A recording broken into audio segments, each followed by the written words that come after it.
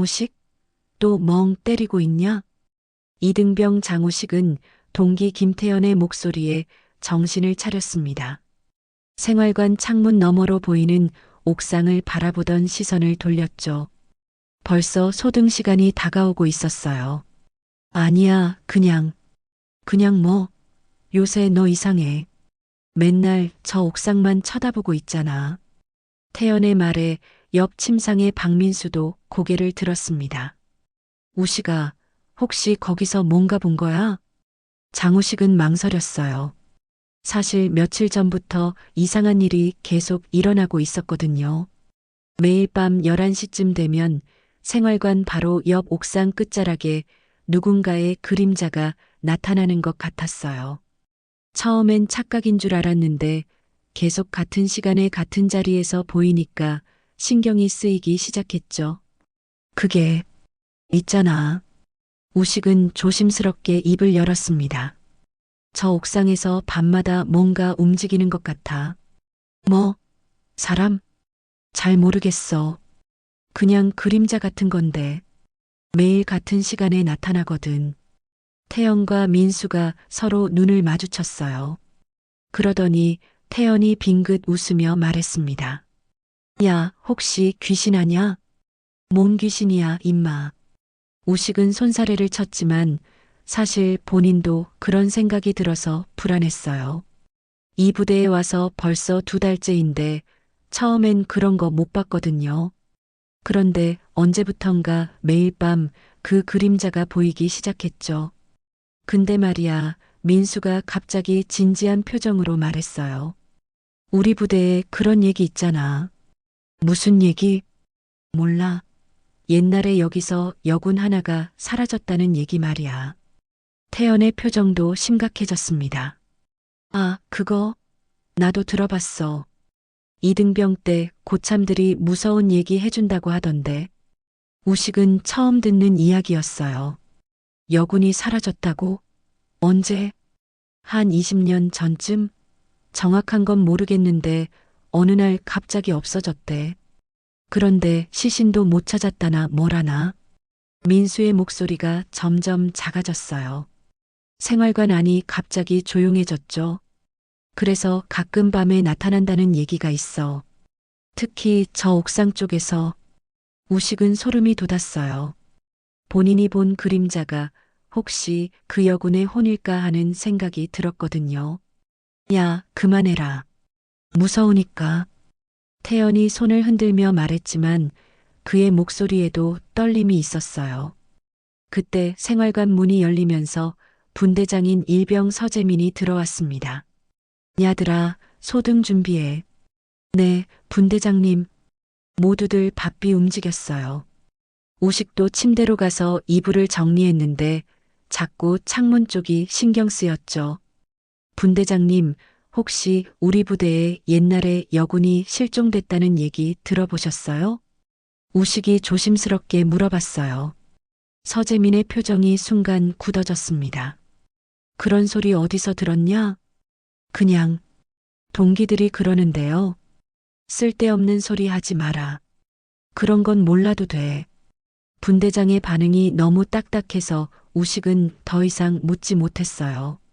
하지만 그 표정을 보니 뭔가 있긴 있구나 싶었죠. 소등이 되고 생활관이 어두워졌어요. 우식은 침대에 누웠지만 잠이 오지 않았습니다.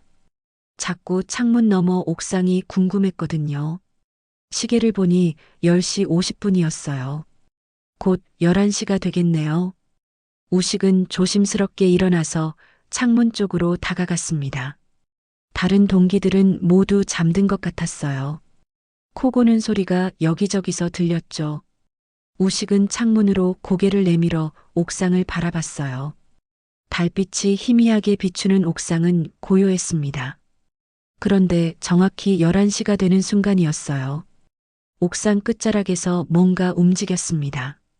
사람의 실루엣 같은 것이 서서히 나타났어요.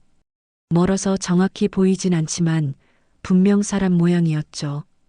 우식의 심장이 빨리 뛰기 시작했어요. 이번엔 착각이 아니었거든요. 분명히 누군가 거기 있었어요. 그 그림자는 한참 동안 옥상 끝에 서 있었습니다. 마치 누군가를 기다리는 것처럼 아니면 뭔가를 바라보는 것처럼 말이에요. 우식은 숨을 죽이고 지켜봤어요. 그런데 갑자기 그 그림자가 고개를 돌렸습니다. 마치 우식이 보고 있다는 걸 안다는 듯이 말이에요. 아! 우식은 깜짝 놀라서 창문에서 물러섰어요. 심장이 터질 것 같았죠. 다시 조심스럽게 창문으로 고개를 내밀어 봤지만 이미 그림자는 사라져 있었습니다. 우식은 침대로 돌아가 이불을 뒤집어 썼어요. 온몸이 식은땀으로 젖어 있었죠. 정말 귀신인 걸까? 분명 뭔가 있었어요. 그리고 그것은 우식을 보고 있었던 것 같았죠. 민수가 말한 실종된 여군의 이야기가 자꾸 머릿속을 맴돌았어요. 우식은 그날 밤 거의 잠을 못 잤습니다. 계속 창문 쪽이 신경 쓰였거든요. 혹시 또 나타나지 않을까 하는 생각에 말이에요. 다음 날 아침 기상나팔 소리에 눈을 뜬 우식은 여전히 피곤했어요. 하지만 어젯밤 일을 동기들에게 말해야 할지 고민이 됐죠. 우식아, 어디 아프냐? 얼굴이 안 좋은데. 태연이 걱정스럽게 물어봤어요. 아니야, 그냥 잠을 못 잤어. 왜? 혹시 또 그 그림자 봤어? 우식은 잠시 망설이다가 고개를 끄덕였어요. 진짜? 어땠는데? 분명히 사람이었어. 그리고 나를 본 것 같았어. 태연과 민수의 표정이 동시에 굳어졌습니다. 야, 진짜 귀신 아니야? 이거 무섭네. 하지만 우식은 이제 확실히 알고 싶었어요. 그 그림자가 정말 뭔지, 그리고 실종된 여군과 관련이 있는지 말이에요. 다음 날 저녁 우식은 더 이상 참을 수가 없었어요. 호기심이 두려움보다 커진 거죠. 태연과 민수에게 말했습니다. 야들아, 나 오늘 밤에 직접 확인해 볼까 해. 뭘? 설마 옥상에 올라간다는 거야? 태연이 깜짝 놀라며 말했어요. 미쳤냐? 그거 완전 금지구역이잖아. 들키면 영창감이야. 민수도 말렸지만 우식의 마음은 이미 정해져 있었어요. 한 번만. 정말 뭐가 있는지 확인만 하고 올게. 야, 진짜 위험해. 만약에 정말 귀신이면 어떡할 거야? 귀신이면 어때? 죽지는 않겠지. 우식은 반쯤 허세를 부렸지만 사실 무서웠어요. 그래도 계속 궁금해하며 밤마다 뜬 눈으로 지새는 것보다는 낫겠다 싶었죠. 그날 밤 10시 반 우식은 생활관에서 조용히 빠져나왔어요. 다행히 당직 하사가 다른 쪽에 있어서 들키지 않았죠. 옥상으로 올라가는 계단은 부대 뒤편에 있었어요. 평소에는 출입금지 테이프가 쳐져 있는 곳이었는데 오늘은 이상하게 테이프가 느슨하게 걸려 있었습니다. 혹시 누가 먼저 올라갔나? 우식은 조심스럽게 계단을 올라갔어요. 콘크리트 계단에서 나는 발걸음 소리가 유난히 크게 들렸죠. 드디어 옥상 문에 도착했습니다. 문은 살짝 열려 있었어요. 이상했죠. 분명히 잠겨 있어야 할 텐데 말이에요. 우식은 심장이 두근거리는 걸 느끼며 문을 조심스럽게 열었어요. 옥상은 생각보다 넓었습니다. 달빛이 희미하게 비추고 있었고 바람이 차가웠어요. 그런데 뭔가 이상한 냄새가 났죠. 오래된 먼지 냄새와 함께 묘한 향기 같은 게 섞여 있었어요. 우식은 천천히 옥상을 걸어 다녔습니다. 특별한 건 없어 보였어요. 그냥 평범한 옥상이었죠. 그런데 옥상 끝자락에 도착했을 때였어요. 바닥에 뭔가 반짝이는 게 보였습니다. 우식은 몸을 숙여서 그것을 집어들었어요. 작고 얇은 금속 조각이었는데 자세히 보니 군번줄이었죠. 그런데 보통 군번줄과는 달리 많이 낡아 있었어요. 마치 오래전부터 여기 있었던 것처럼 말이에요. 이게 뭐지? 우식은 군번줄을 자세히 살펴봤어요. 번호가 새겨져 있었는데 잘 보이지 않았죠. 달빛에 비춰서 겨우겨우 읽을 수 있었어요. 98-34-282로 이상한 번호였어요. 요즘 군번과는 형식이 달랐죠. 그때였어요. 누구야? 갑자기 뒤에서 목소리가 들렸습니다. 우식은 깜짝 놀라서 돌아봤어요. 당직 하사가 손전등을 비추며 다가오고 있었죠. 아, 하사님, 너 뭐 하는 거야? 여기 출입금지 구역이잖아. 죄송합니다. 그냥 바람 좀 쐬려고. 바람을 쐬? 여기서? 당장 내려가. 우식은 재빨리 군번줄을 주머니에 넣고 하사를 따라 내려갔어요. 다행히 큰 처벌은 받지 않았지만 1시간 동안 혼쭐이 났죠. 다음 날 아침 우식은 주머니에서 군번줄을 꺼내서 다시 살펴봤어요. 햇빛에서 보니 더 자세히 보였죠. 이거 정말 오래된 것 같은데. 태영과 민수도 신기하게 바라봤어요. 야, 이거 진짜 그 여군 건 아니야? 그럴지도 모르겠네. 어떡하지? 우식은 고민했어요. 이 군번줄의 주인이 누군지 알아봐야겠다고 생각했죠. 점심시간 우식은 용기를 내서 행정보급관 상병 이철호를 찾아갔어요. 상병님, 혹시 이 군번 확인해 주실 수 있나요? 우식이 군번줄을 내밀자 이철호는 대수롭지 않게 받아들었어요. 뭐야, 이거 어디서 주웠어? 그냥 떨어져 있길래요. 이철호는 컴퓨터 앞에 앉아서 번호를 입력하기 시작했어요. 그런데 잠시 후 그의 얼굴색이 변했습니다. 이상하네. 뭐가요? 이 번호. 98년도 번호인데. 이철호의 목소리가 점점 작아졌어요. 그러더니 갑자기 화면을 더 자세히 들여다봤죠. 이게 뭐야? 상병님, 무슨 일이에요? 우식이 불안해서 물어보자 이철호는 우식을 바라봤어요. 그의 얼굴은 새하얗게 질려 있었죠. 너, 이거 정말 어디서 주웠다고? 옥상에서 떨어져 있었어요. 옥상? 어느 옥상? 생활관 옆에. 이철호는 잠시 말이 없었어요. 그러더니 주위를 둘러보고 목소리를 낮췄죠. 이봐, 이거 심상치 않아. 뭐가요? 이 번호 주인이 박미영 일병이야. 박미영? 응. 그런데 문제는 이 사람이 아직도 실종자 기록에 살아있다는 거야. 우식의 심장이 쿵쾅거렸어요. 언제 실종됐는데요? 1999년. 정확히 25년 전이야. 그런데 이상한 건 시신을 못 찾아서 아직도 실종으로 처리돼 있어. 이철호는 화면을 다시 확인했어요. 더 이상한 건 같은 날 우리 부대 운전병도 자살했다고 나와 있어. 하사 김동수. 그런데 둘 다 같은 날 사라졌어. 같은 날이요? 응. 1999년 10월 15일. 박미영은 실종, 김동수는 자살. 우식은 소름이 돋았어요. 단순한 우연이 아닌 것 같았거든요. 상병님, 혹시 더 자세한 기록은 없나요? 있긴 한데.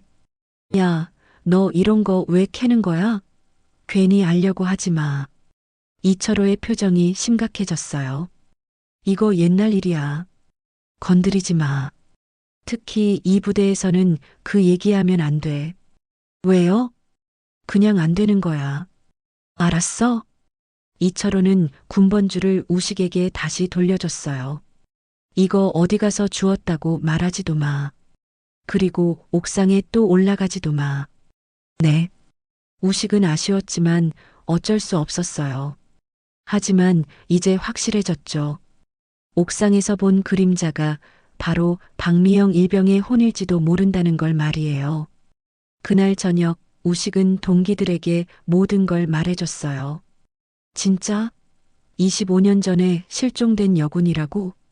응. 그리고 같은 날 운전병도 자살했대. 이거 완전 무서운데? 뭔가 있었던 거 아니야? 태연의 말에 민수도 고개를 끄덕였어요. 근데 상병님이 왜 그렇게 말리는 거야? 뭔가 숨기는 게 있나? 나도 그런 생각이 들어. 우식은 군번줄을 손에 쥐고 생각에 잠겼어요. 분명히 이 뒤에는 큰 비밀이 숨어 있을 거예요. 그리고 매일 밤 나타나는 그 그림자는 뭔가를 말하려고 하는 건 아닐까 하는 생각이 들었죠.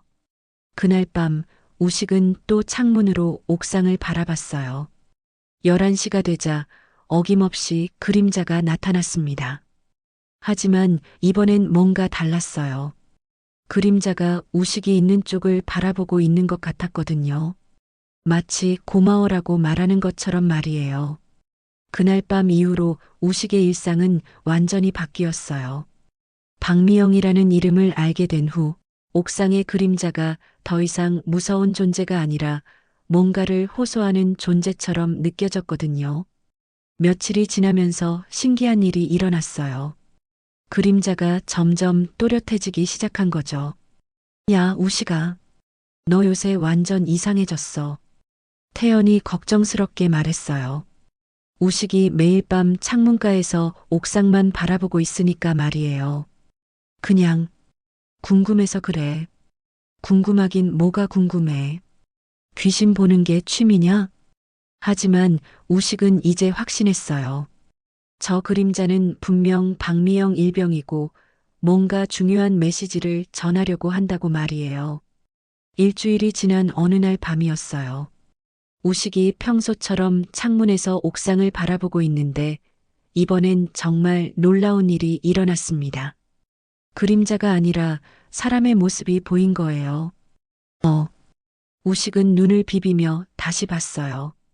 착각이 아니었습니다. 분명히 군복을 입은 여자가 거기 서 있었어요. 긴 머리를 뒤로 묶은 여인이 옥상 끝에 서서 멀리를 바라보고 있었죠. 달빛이 그녀의 얼굴을 희미하게 비추고 있었는데 무척 슬픈 표정이었어요. 정말 박미영 일병인가? 우식은 숨을 죽이고 지켜봤어요.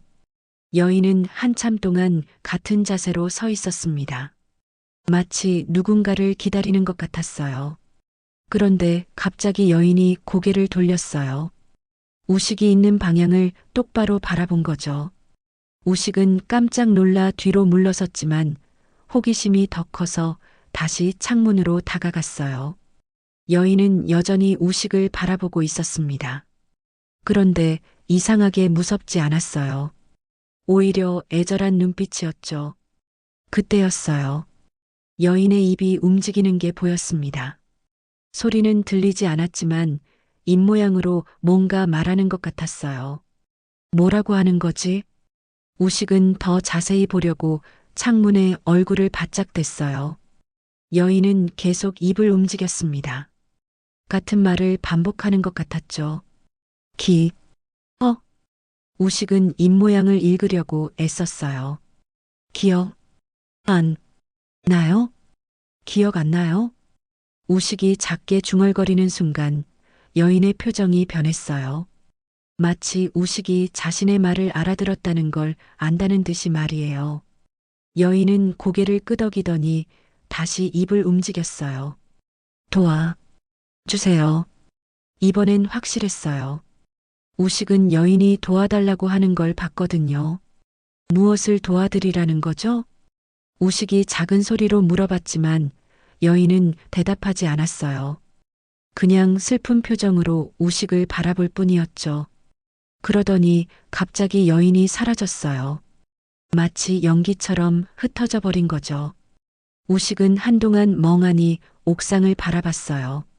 정말 환상이었을까요? 하지만 너무 생생했거든요. 다음 날 우식은 태연과 민수에게 어젯밤 일을 말해줬어요. 진짜? 말까지 했다고? 응. 기억 안 나냐고 하던데 무슨 기억을 말하는 건지 모르겠어. 그리고 도와달라고 했다며? 맞아. 근데 뭘 도와달라는 건지. 민수가 심각한 표정으로 말했어요. 야, 이거 정말 큰일 아니야? 억울하게 죽어서 못 떠나는 거 아니야? 그럴지도 모르겠어. 그런데 어떻게 도와줘야 할지를 모르겠어. 태연이 갑자기 아이디어를 냈어요. 야, 우식아. 너 한 번 더 옥상에 올라가 봐. 또, 위험해. 아니야. 이번엔 우리도 같이 가자. 셋이 함께 가면 덜 무서울 거 아니야. 민수도 고개를 끄덕였어요. 맞아. 그리고 직접 만나서 뭘 원하는지 물어보자. 우식은 망설였어요. 들키면 큰일이니까요. 하지만 호기심이 더 컸죠. 그래, 해보자. 그날 밤 10시 40분, 세 사람은 조심스럽게 생활관을 빠져나왔어요. 다행히 당직자가 다른 쪽에 있어서 들키지 않았죠. 옥상으로 올라가는 계단 앞에 도착했는데 이상하게 출입금지 테이프가 완전히 풀려 있었어요. 왜 이게 풀려 있지? 누가 먼저 올라간 건가? 세 사람은 서로 눈을 마주쳤어요. 뭔가 불길한 예감이 들었거든요. 그래도 올라가자. 우식이 먼저 계단을 올라갔고 태연과 민수가 뒤를 따랐어요. 옥상 문도 활짝 열려 있었어요. 마치 누군가 그들을 기다리고 있다는 듯이 말이에요. 야, 이거 너무 이상하지 않아? 태연이 불안해하며 말했어요. 그래도 여기까지 왔는데 그냥 가긴 아깝잖아. 우식이 용기를 내서 옥상으로 나갔어요. 옥상은 고요했어요. 아직 11시가 안 됐으니까 여인이 나타날 시간이 아니었죠. 몇 시야? 10시 58분. 거의 다 됐네. 세 사람은 옥상 끝자락으로 갔어요. 우식이 군번줄을 주었던 바로 그 자리였죠. 여기가 그 자리야? 응. 여기서 군번줄을 주었어. 그때 민수의 시계 알람이 울렸어요. 정확히 11시였죠. 갑자기 옥상에 찬 바람이 불기 시작했어요. 그리고 어디선가 희미한 향기가 났죠. 이 냄새. 태연이 코를 킁킁거렸어요. 무슨 향수 냄새 같은데? 그때였어요. 옥상 반대편에서 뭔가 하얀 것이 나타나기 시작했어요. 저기, 민수가 손가락으로 가리켰어요. 여인이 나타나고 있었어요. 처음에는 희미하게, 그러다가 점점 또렷하게 말이에요. 군복을 입은 긴 머리 여인이 천천히 그들 쪽으로 걸어오고 있었습니다. 으악! 태연이 비명을 질렀어요. 민수도 벌벌 떨고 있었죠. 하지만 우식은 이상하게 무섭지 않았어요. 여인의 표정이 무섭지 않았거든요. 여인은 세 사람에게서 몇 미터 떨어진 곳에서 멈췄어요. 그리고 우식을 바라보며 입을 열었습니다. 기억 안 나요? 이번엔 목소리가 들렸어요. 맑고 슬픈 목소리였죠. 우식은 용기를 내서 대답했어요. 무슨 기억을 말씀하시는 거예요? 저를 기억 안 나요? 우리 만난 적이 있는데 여인의 말에 우식은 당황했어요. 자신은 박미영 일병을 본 적이 없거든요. 죄송하지만 처음 뵙는 것 같은데요. 여인은 슬픈 표정을 지었어요. 그럼 아직 때가 안 됐나 봐요. 무슨 말씀이세요? 도와주세요. 제발 진실을 찾아주세요. 무슨 진실을 말씀하시는 거예요? 하지만 여인은 대답하지 않았어요. 그냥 점점 희미해지기 시작했죠. 잠깐요. 뭘 도와드리면 되는지 말씀해 주세요. 우식이 다급하게 소리쳤지만 여인은 이미 사라지고 있었어요. 기억하세요. 반드시. 여인의 마지막 말이 바람에 흩어지며 들렸어요.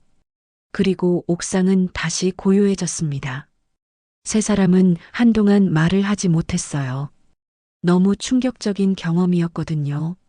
우식아, 저 여자가 너를 안다는 것 같은데? 나도 모르겠어. 처음 보는 사람인데. 그리고 무슨 진실을 찾아달라는 거야?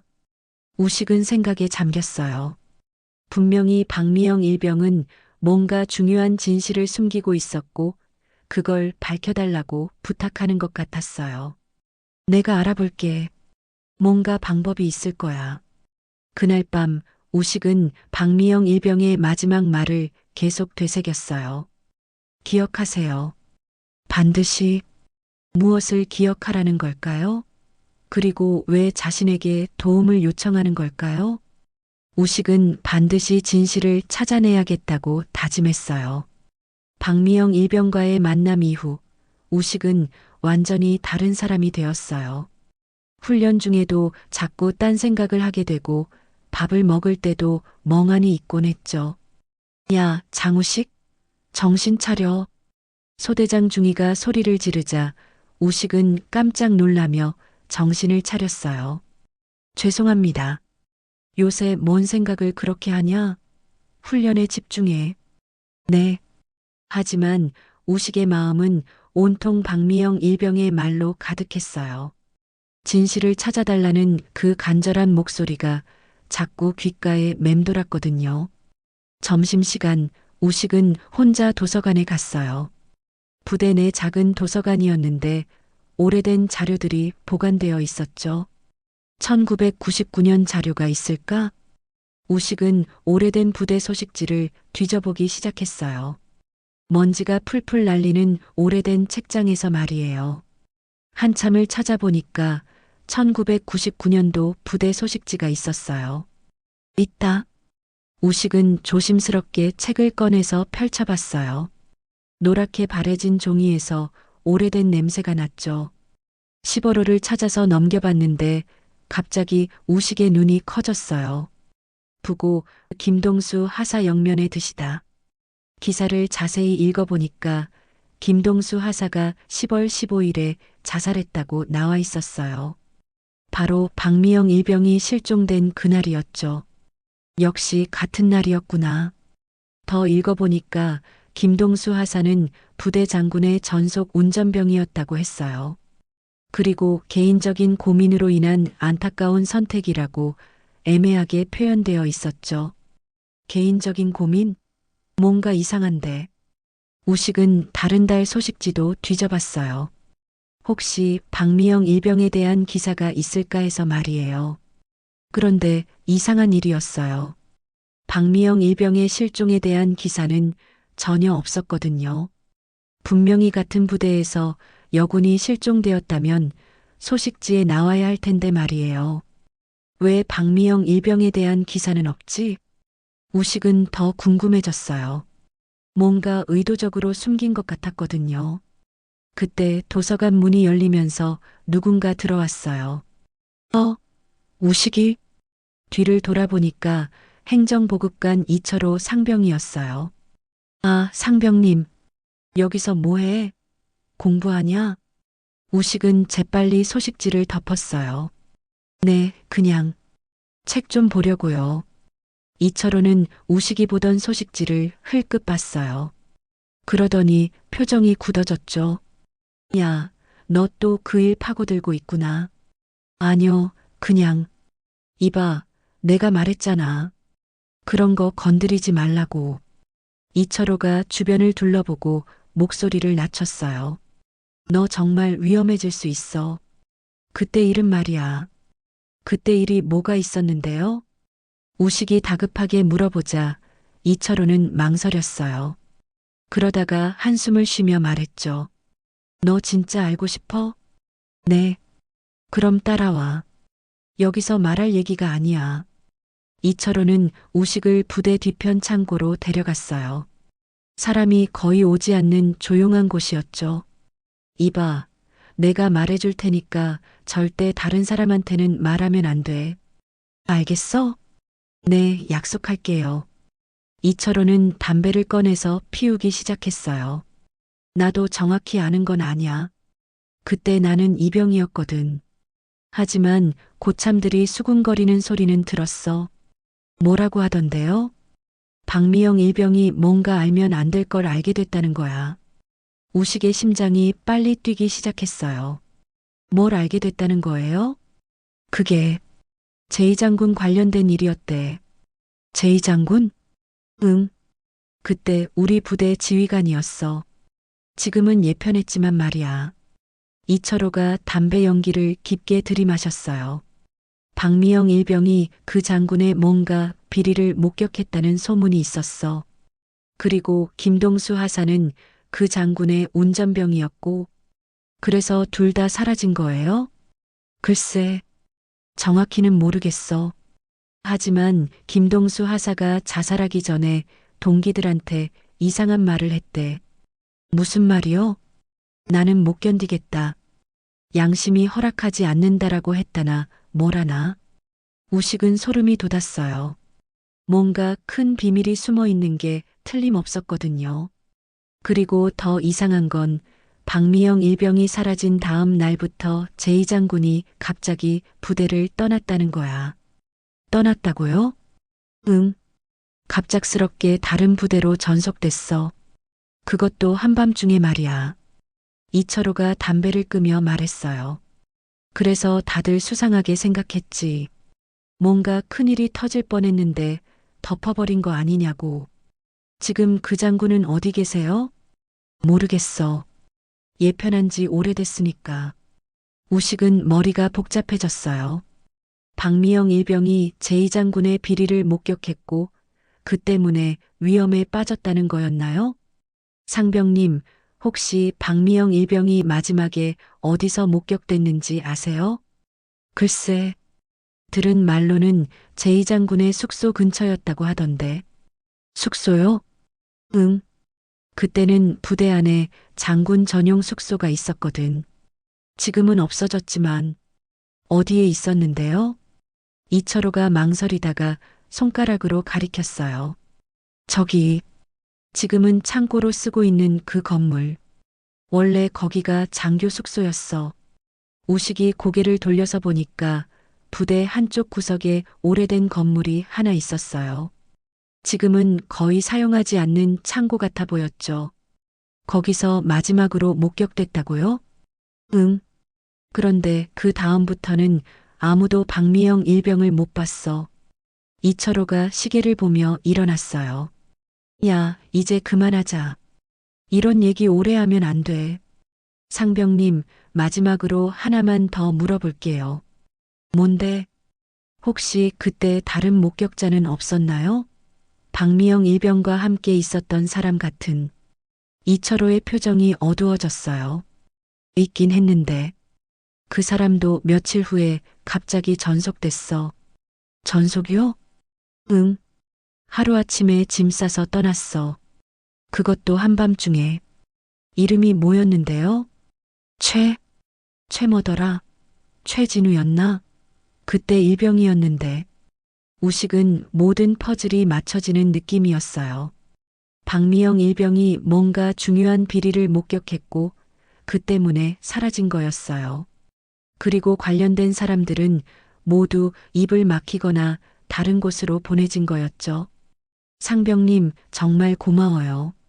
야, 진짜 조심해. 이런 일은 함부로 건드리는 게 아니야. 그날 저녁 우식은 태영과 민수에게 모든 걸 말해줬어요. 와, 이거 완전 큰일 아냐? 제2 장군의 비리라니. 그럼 박미영 일병이 그걸 폭로하려고 했다가 사라진 거네? 그런 것 같아. 그리고 김동수 하사는 양심의 가책을 못 이겨서 자살한 거고. 태연이 고개를 흔들었어요. 이거 진짜 무서운 일이네. 그럼 박미영 일병은 살해당한 거야? 모르겠어. 하지만 분명히 억울한 일이 있었던 거야. 그날 밤 우식은 다시 옥상의 박미영 일병을 만났어요. 진실을 조금씩 알아가고 있어요. 박미영 일병은 눈물을 흘리며 고개를 끄덕였어요. 고마워요. 정말 고마워요. 제2 장군의 비리를 목격하신 거죠? 박미영 일병의 표정이 갑자기 무서워졌어요. 그분은 절대 용서받을 수 없는 일을 했어요. 무슨 일이었는데요? 하지만 박미영 일병은 대답하지 않고 사라져버렸어요. 우식은 이제 확신했어요. 반드시 진실을 밝혀내야겠다고 말이에요. 이철호 상병의 말을 들은 후 우식은 그 오래된 창고 건물이 자꾸 신경 쓰였어요. 박미영 일병이 마지막으로 목격된 제2장군의 옛 숙소 말이에요. 며칠 동안 우식은 기회를 엿봤어요. 그 건물에 언제 사람이 없을지 파악하려고 말이에요. 야, 우식아. 너 요새 완전 이상해졌어. 맨날 저 창고만 쳐다보고 있잖아. 태연이 걱정스럽게 말했어요. 그냥 궁금해서 그래. 설마 거기 들어가 볼 생각은 아니지? 우식은 대답하지 않았어요. 사실 정확히 그런 생각이었거든요. 야, 진짜 위험해. 거긴 출입 금지 구역이야. 민수도 말렸지만 우식의 결심은 이미 확고했어요. 일주일 후 드디어 기회가 왔어요. 부대에서 대대적인 훈련이 있는 날이었는데 거의 모든 병력이 훈련장으로 나가게 된 거죠. 우식은 복통을 핑계로 의무실에 가서 휴식을 받았어요. 그리고 모든 사람들이 훈련장으로 떠난 후 조심스럽게 그 건물로 향했죠. 정말 아무도 없나? 우식은 주변을 살피며 건물에 다가갔어요. 오래된 콘크리트 건물이었는데 페인트가 벗겨지고 곳곳에 균열이 있었죠. 입구는 자물쇠로 잠겨 있었어요. 하지만 다행히 뒤편에 작은 창문이 하나 있었는데 유리가 깨져 있었죠. 여기로 들어갈 수 있겠네. 우식은 조심스럽게 창문을 통해 건물 안으로 들어갔어요. 안은 생각보다 넓었어요. 여기저기 오래된 가구들과 상자들이 어지럽게 쌓여 있었죠. 먼지 냄새와 곰팡이 냄새가 심했어요. 여기가 장군 숙소였다고? 우식은 손전등을 켜고 주변을 살펴봤어요. 확실히 예전에는 거주 공간이었던 것 같았어요. 부엌이었을 것 같은 공간과 방들이 보였거든요. 한참 둘러보는데 구석에 이상한 문이 하나 있는 걸 발견했어요. 저게 뭐지? 바닥에 있는 문이었어요. 지하실로 내려가는 입구 같았죠. 문에는 출입금지라는 낡은 표지판이 붙어 있었어요. 하지만 호기심이 더 컸죠. 우식은 문을 열어봤어요. 무겁고 삐걱거리는 소리가 났지만 다행히 잠겨 있지는 않았어요. 계단이 어둠 속으로 이어져 있었어요. 여기가 뭘까? 우식은 손전등을 비추며 조심스럽게 계단을 내려갔어요. 계단은 생각보다 깊었어요. 한 15개 정도 되는 것 같았죠. 지하실에 도착하니까 생각보다 넓은 공간이었어요. 옛날 탄약고였던 것 같았죠. 벽면에 탄약을 보관했을 것 같은 선반들이 있었거든요. 그런데 한쪽 구석에 책상 하나가 덩그러니 놓여 있었어요. 왜 지하실에 책상이? 우식이 다가가서 살펴보니까 책상 위에 오래된 종이들이 흩어져 있었어요. 그리고 서랍이 하나 있었죠. 서랍을 열어보니까 놀랍게도 작은 수첩 하나가 들어 있었어요. 이게 뭐지? 우식은 수첩을 집어들고 펼쳐봤어요. 여자의 손글씨로 일기가 적혀 있었죠. 첫 페이지를 보니까 박미영이라는 이름이 적혀 있었어요. 박미영 일병의 수첩이네. 우식의 심장이 빨리 뛰기 시작했어요. 드디어 중요한 단서를 찾은 거였죠. 수첩을 넘겨보니까 1999년 날짜의 일기들이 있었어요. 9월 15일 오늘 이상한 일을 봤다. 제2장군님이 민간인들과 만나시는데 돈가방을 주고받는 것 같았다. 설마 그런 일이. 우식은 숨을 멈췄어요. 정말로 비리를 목격한 거였구나. 9월 20일 김동수 하사님이 나를 찾아왔다. 자신도 같은 걸 봤다고 했다. 우리가 어떻게 해야 할지 모르겠다고. 9월 25일 최진우 일병도 알게 됐다. 우리 셋이서 어떻게 할지 상의했는데 신고를 해야 한다는 의견이 나왔다. 우식은 계속 읽어봤어요. 박미영 일병과 김동수 하사, 최진우 일병이 제2장군의 비리를 목격하고 고민하는 내용들이 적혀 있었죠. 그런데 10월로 넘어가면서 일기의 내용이 점점 불안해지기 시작했어요. 10월 5일 누군가 우리를 감시하고 있는 것 같다. 김동수 하사님이 이상한 사람들한테 쫓겼다고 했다. 10월 10일 최진우 일병이 갑자기 전속 명령을 받았다. 너무 갑작스러워서 수상하다. 혹시 우리가 들킨 건 아닐까? 그리고 마지막 페이지였어요. 10월 14일 마이너스 내일 김동수 하사님과 함께 군검찰에 신고하기로 했다. 무서우니까 증거를 여기에 숨겨두려고 한다. 제2장군 방에서 마지막. 여기서 글이 끊어져 있었어요. 그런데 그 아래쪽에 뭔가 얼룩이 있었죠. 우식이 손전등을 가까이 대고 보니까 붉은 색깔이었어요. 이게 혹시 피? 우식은 소름이 돋았어요. 분명히 피 같았거든요. 그리고 수첩의 맨 뒷페이지에 뭔가 더 적혀 있었어요. 하지만 글씨가 흐릿해서 잘 보이지 않았죠.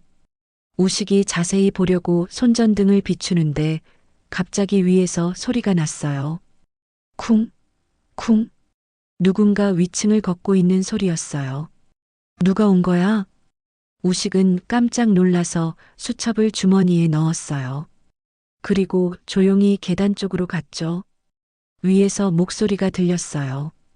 분명히 여기로 들어왔는데 자세히 찾아봐. 틀림없이 있을 거야. 모르는 목소리였어요.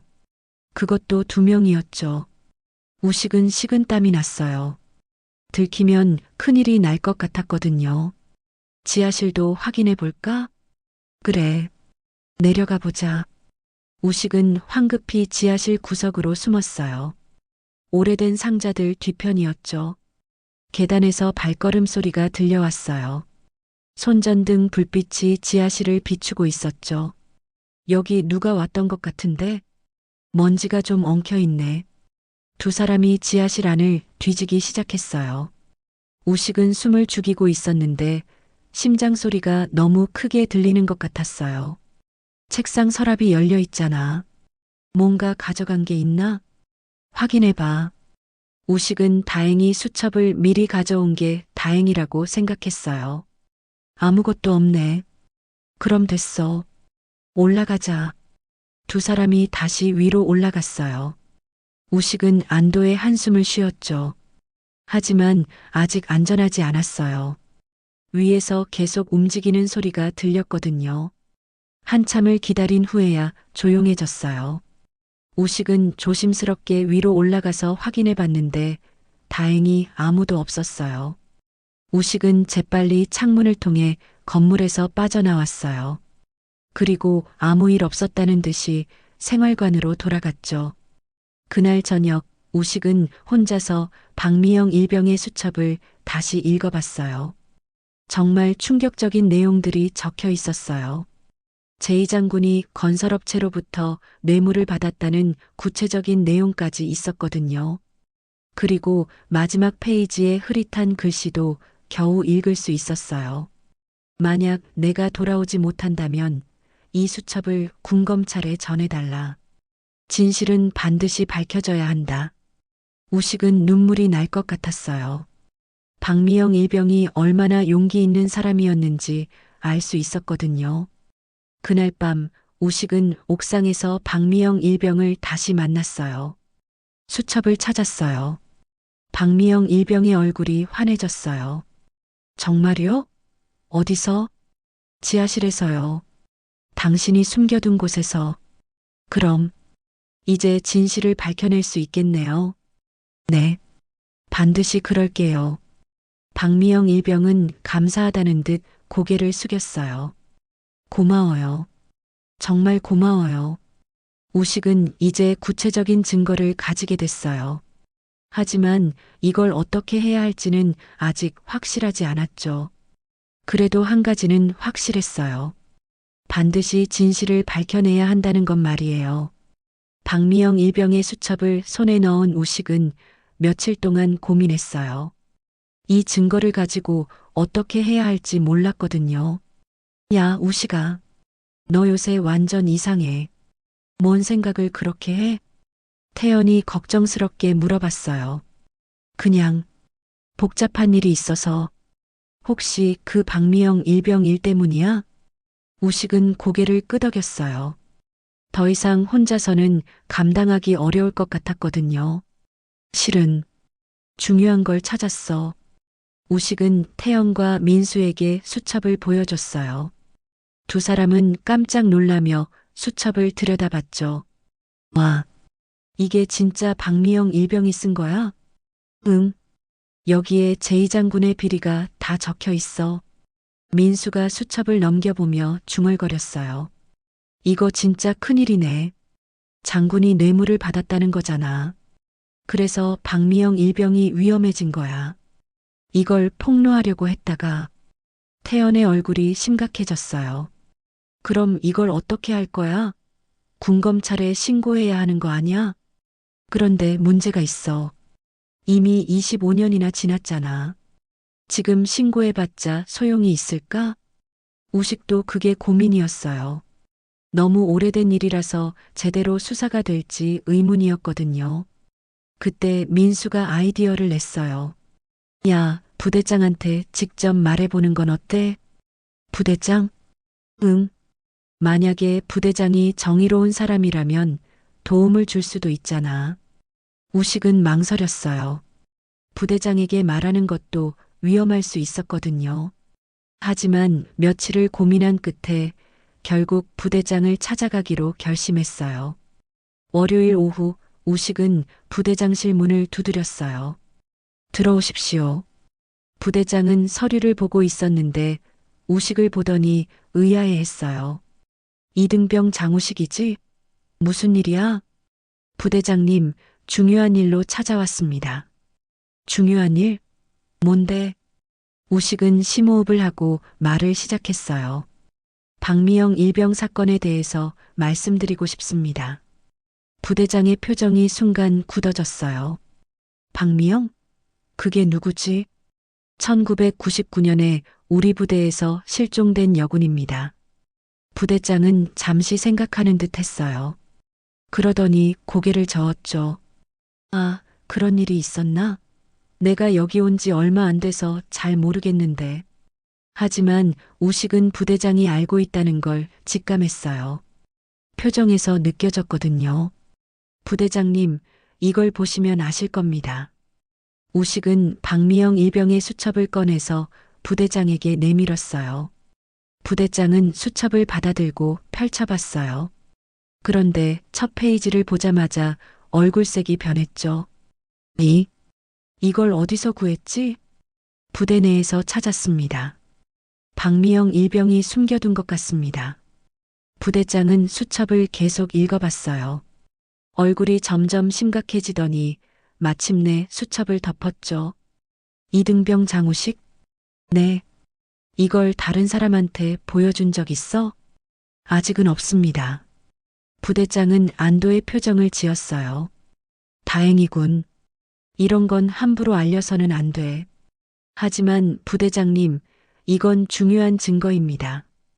박미영 일병이 억울하게 당한 걸? 아니야. 부대장이 갑자기 소리를 질렀어요.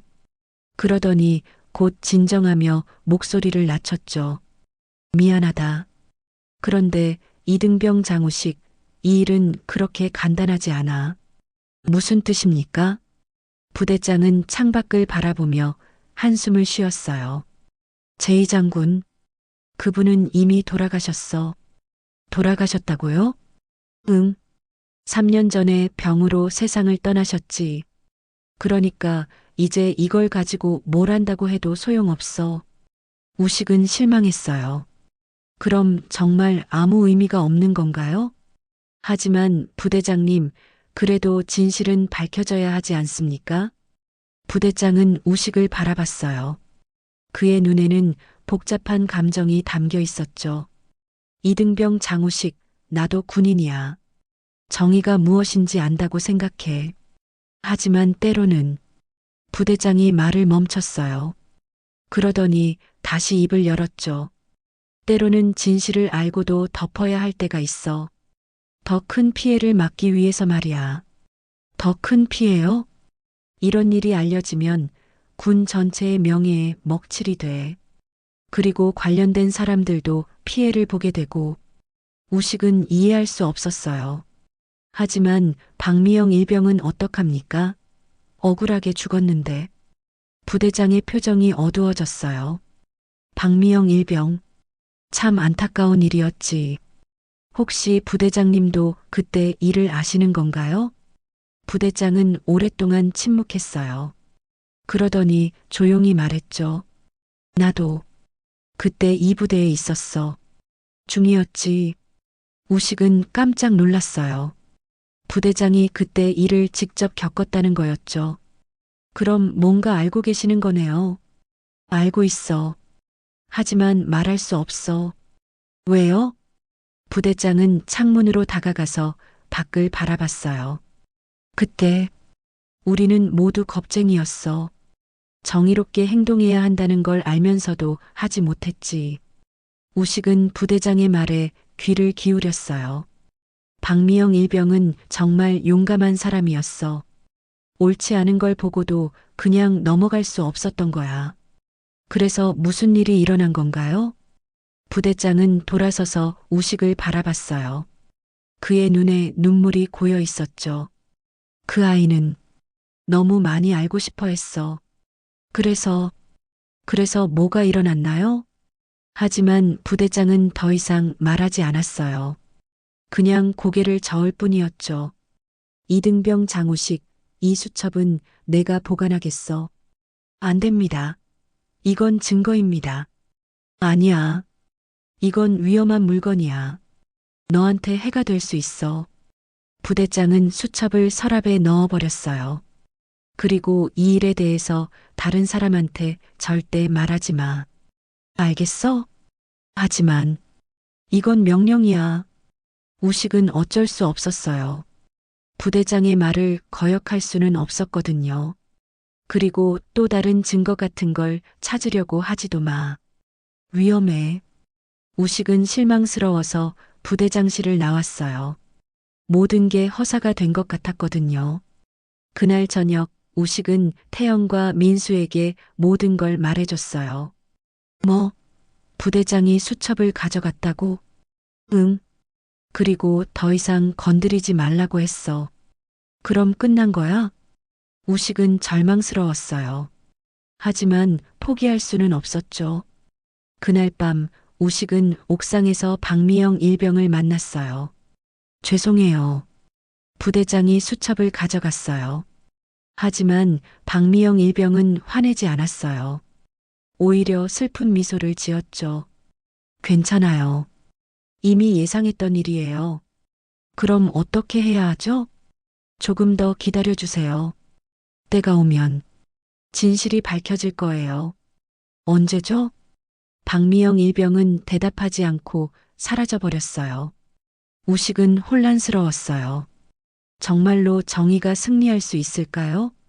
하지만 그날 밤 우식이 생활관으로 돌아오는 길에 부대장실에서 불빛이 새어나오는 걸 봤어요.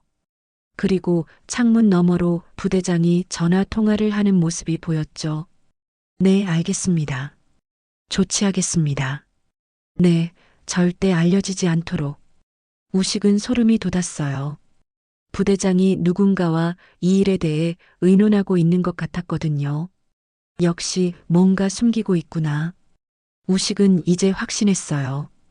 부대장도 이 사건에 연루되어 있다는 걸 말이에요. 그리고 진실을 밝혀내기 위해서는 다른 방법을 찾아야겠다고 생각했죠. 부대장과의 만남 이후 우식은 더욱 확고해졌어요. 부대 내부로는 진실을 밝힐 수 없다는 걸 깨달았거든요. 이제 외부의 힘이 필요했죠. 야, 우식아. 진짜 포기 안 할 거야? 태연이 걱정스럽게 물어봤어요. 포기할 수 없어. 박미영 일병을 위해서라도. 그럼 어떻게 할 건데? 부대장도 맡고 있는데. 우식은 며칠 동안 고민한 끝에 결론을 내렸어요. 국방부에 직접 신고할 거야. 국방부? 진짜? 민수가 놀라며 물어봤어요. 응. 국방부 감찰실이나 국정감사 때 국회의원들한테 알릴 수도 있고. 하지만 증거가 없잖아. 부대장이 수첩을 가져갔는데. 다른 증거를 찾을 거야. 분명히 더 있을 거거든. 우식은 밤마다 부대 곳곳을 뒤지기 시작했어요. 혹시 놓친 증거가 있을까 해서 말이에요. 그런데 이상한 일이 계속 일어났어요. 우식이 뭔가를 조사하려고 하면 항상 누군가 나타나서 방해를 했거든요. 이등병 장우식? 여기서 뭐 하는 거야? 당직 하사가 나타나서 우식을 쫓아내곤 했어요. 그냥 산책하고 있었습니다. 산책? 이런 곳에서 어서 들어가. 명백히 감시를 받고 있었어요. 우식의 일거수일투족을 누군가 지켜보고 있는 거였죠. 일주일이 지난 어느 날 우식은 비밀리에 자료를 정리하기 시작했어요. 국방부에 신고할 내용을 정리해야 했거든요. 박미영 일병의 수첩은 빼앗겼지만 우식은 그 내용을 거의 외우고 있었어요. 그리고 이철호 상병으로부터 들은 정보들도 있었죠. 이 정도면 충분할 거야. 우식은 모든 내용을 정리해서 편지로 썼어요. 그리고 국방부와 국회 국정감사위원회 주소를 알아냈죠. 내일 부대를 나갈 때 우체국에서 붙일 거야. 우식은 편지를 속옷 안에 숨겼어요. 절대 들키면 안 되었거든요. 그날 밤 우식은 마지막으로 박미영 일병을 만나러 갔어요. 내일 모든 걸 신고할 거예요. 박미영 일병은 눈을 반짝이며 고개를 끄덕였어요. 고마워요. 정말 고마워요. 이제 곧 진실이 밝혀질 거예요. 네. 오래 기다렸어요. 박미영 일병의 얼굴에 희망이 보였어요. 25년 만에 처음으로 웃는 것 같았죠. 다음 날은 토요일이었어요. 외박을 나갈 수 있는 날이었죠. 우식은 평소보다 일찍 일어났어요. 그리고 조심스럽게 편지를 확인했죠. 괜찮네. 안 구겨졌어. 아침 점호를 마치고 외박 준비를 하는데 갑자기 분대장이 다가왔어요. 장우식, 너 오늘 외박 취소야. 네. 왜요? 부대장님 지시다. 특별 작업이 있대. 우식은 당황했어요. 분명히 감시하고 있다가 방해하는 거였죠. 분대장님, 저 오늘 중요한 일이 있는데요. 안 돼. 명령이야. 우식은 어쩔 수 없었어요. 하지만 포기하지 않았죠. 그날 저녁 우식은 다른 방법을 생각해냈어요. 면회를 오는 사람한테 부탁하는 거였죠. 마침 일요일에 태연의 여자친구가 면회를 온다고 했어요.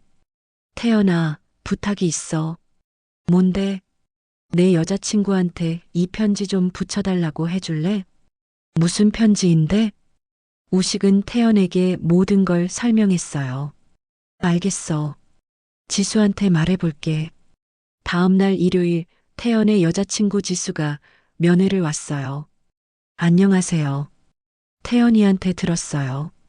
고마워요. 정말 중요한 일이에요. 지수는 편지를 받아서 가방에 넣었어요. 걱정하지 마세요. 꼭 붙여드릴게요. 우식은 안도했어요. 드디어 외부에 알릴 수 있게 된 거였죠. 하지만 그날 저녁에 충격적인 일이 일어났어요. 이등병 장우식? 부대장이 직접 생활관에 나타난 거예요. 네. 당장 따라와. 우식은 부대장을 따라 부대장실로 갔어요. 그런데 거기에 면회를 왔던 지수가 앉아 있었어요. 지수는 미안한 표정을 지으며 고개를 숙였어요. 죄송해요. 저도 어쩔 수 없었어요. 부대장은 우식이 쓴 편지를 흔들며 말했어요. 이등병 장우식, 이게 뭐야? 우식은 절망적이었어요.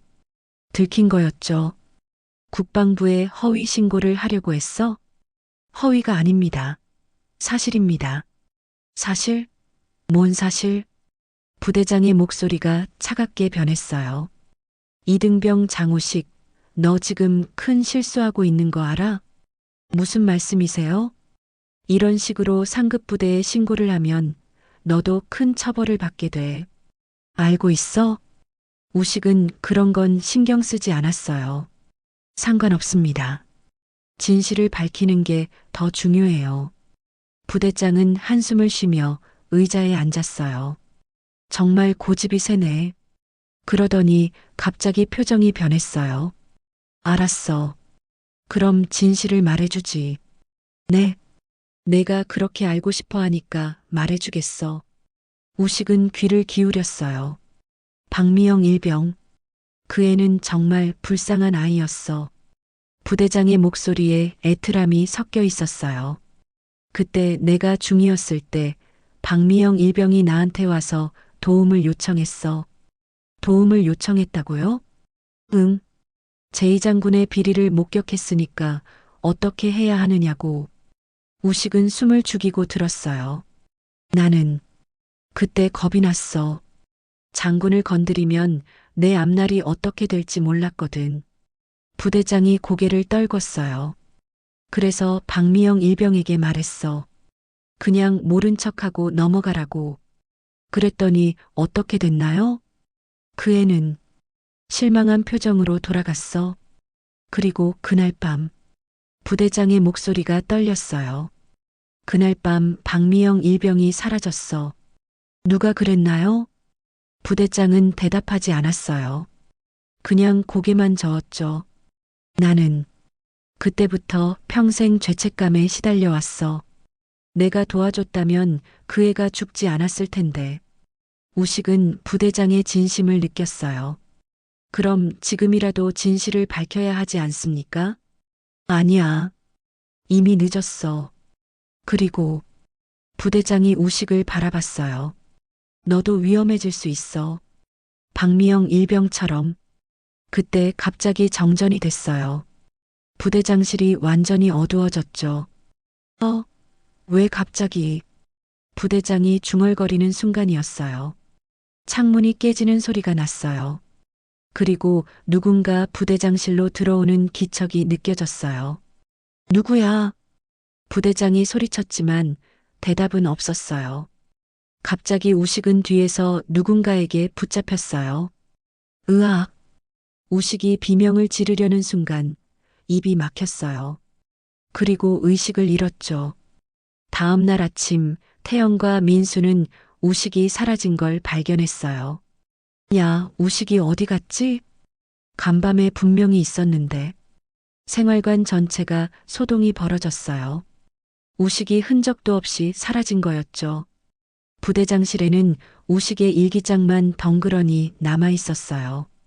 일기장의 마지막 페이지에는 이렇게 적혀 있었죠. 그녀는 매일 밤 진실을 말하러 온다. 나는 이제 그 진실을 알게 됐다.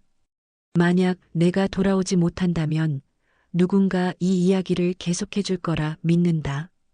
우식은 박미영 일병과 같은 운명을 맞게 된 걸까요? 하지만 진실은 그렇게 쉽게 사라지지 않을 거였어요. 우식이 사라진 지 일주일이 지났어요. 부대 전체가 수색에 나섰지만 아무런 단서도 찾을 수 없었죠. 이상해. 사람이 갑자기 어떻게 사라져? 태영과 민수는 매일 밤 잠을 이루지 못했어요. 우식에게 무슨 일이 일어난 건지 너무 걱정됐거든요.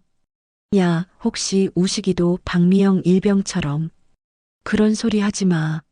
하지만 둘 다 같은 생각을 하고 있었어요. 그런데 이상한 일이 일어나기 시작했어요.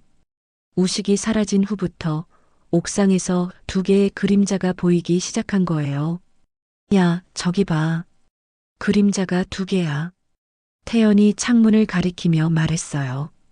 정말로 옥상 끝에 두 사람의 실루엣이 서 있었어요. 하나는 긴 머리의 여인, 그리고 다른 하나는 남자 같았죠.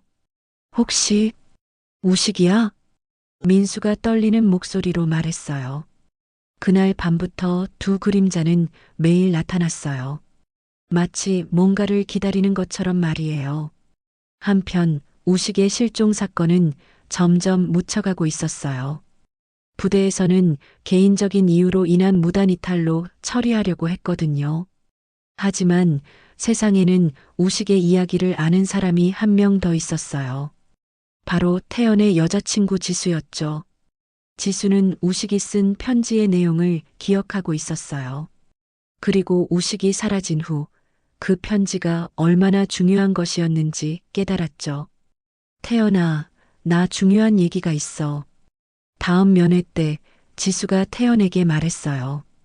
우식이가 쓴 그 편지 내용을 복사해뒀어. 뭐? 진짜? 응.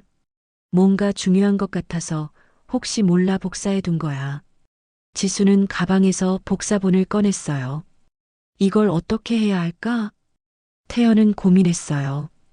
우식처럼 자신도 사라질 수 있었거든요. 하지만 민수가 용기를 냈어요. 우리가 해야 해. 우식이를 위해서라도. 어떻게? 지수 누나가 외부에서 도움을 요청하는 거야.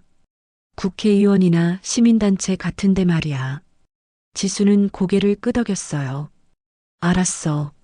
내가 해볼게. 그로부터 한 달이 지났어요. 지수는 여러 곳에 우식의 편지를 보냈어요. 국회의원들, 시민단체, 심지어 언론사까지 말이에요. 하지만 대부분 무시되거나 확인이 필요하다는 답변만 돌아왔어요. 그런데 어느 날 뜻밖의 연락이 왔어요. 국회 국정감사위원회에서 연락을 해온 거였죠. 안녕하세요.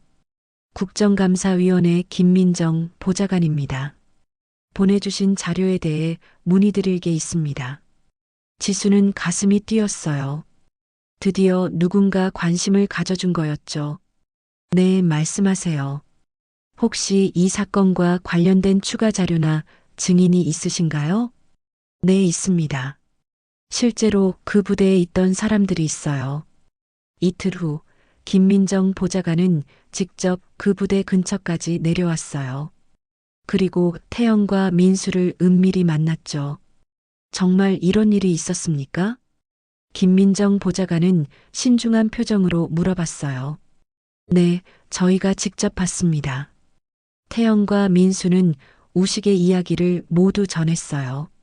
박미영 일병을 목격한 것부터 우식이 사라진 것까지 말이에요.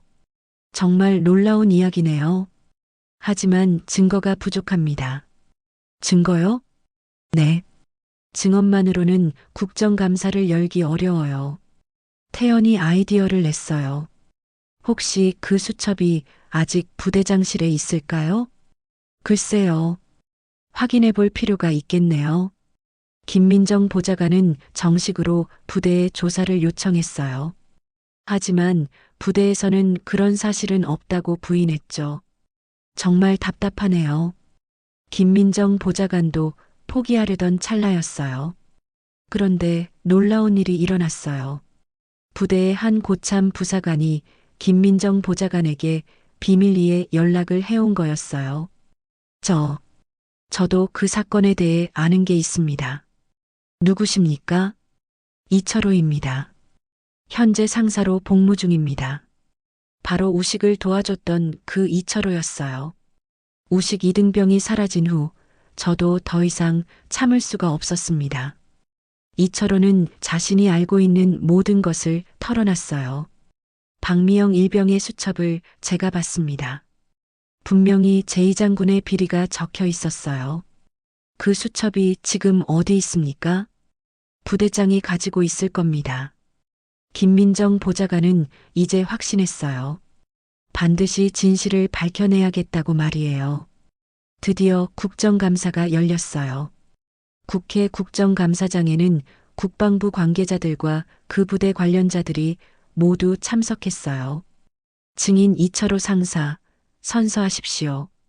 이철호는 떨리는 목소리로 선서를 했어요. 저는 1999년 박미영 일병 실종 사건의 진실을 말씀드리겠습니다. 국감장이 조용해졌어요. 당시 박미영 일병은 제2장군의 비리를 목격했고 이를 수첩에 기록해둔 상태였습니다. 그 수첩을 보셨습니까? 네, 직접 봤습니다. 건설업체로부터 뇌물을 받는 장면이 구체적으로 기록되어 있었습니다. 국감위원들이 웅성거렸어요.